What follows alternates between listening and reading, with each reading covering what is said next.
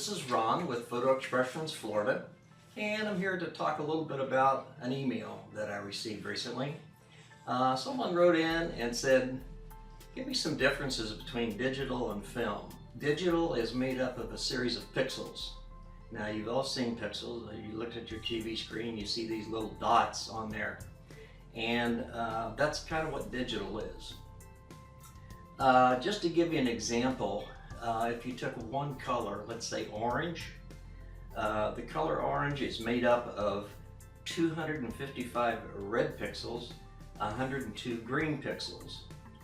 And if you were using all the pixels available in a shot, it'd be over 16 million, okay? Now, the human eye can see about 16 million. That's pretty much where they came up with that figure, and that's about what it would amount to. So that's digital. Film. Film was where I started. Started back in high school, and back then the learning curve for film was pretty extensive. You had to know so many things about aperture, shutter speeds, and at that time it was called ASA, which was film speed. Today they call it ISO, which means the ability to accept light. So there was a major learning curve. We didn't have the automatics and the program modes at that time. So we spent a lot of time just learning about those three things. A lot of people got discouraged because it was so difficult just to go out and take a normal picture and make it look right. And I guess in about the mid-90s to the end of 90s, but this time digital had started making a pretty big impact into photography field. And it got to a point where it was so good that the magazines and even the newspapers quit using film altogether and began using all digital for their publications. Some colleges, in fact most colleges today, still offer classes on photography, and they usually do it in film, oddly enough. But why they do that is they take you through the entire process. You have class time, so they have plenty of time to do this. And they work primarily in black and white. They teach you all the various phases of black and white film, which is kind of the basis of photography, because that's what it was back 100 years ago, was all black and white.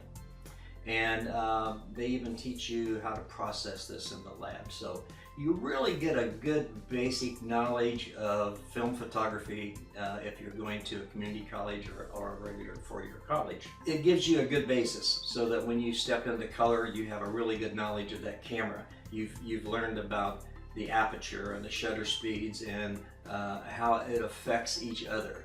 The three things work together: aperture, shutter speed, and now it's called ISO, which is the sensitivity of light. I still enjoy shooting film from time to time, but digital has become so good in cameras. You can even have a little camera like this, which we call a point and shoot, and you can get a really good quality photo with that. Or you can go to something a little more sophisticated like this, which is a digital SLR, and it has a lot of capabilities that the small one doesn't have. But even with the small camera, it's amazing what you can do.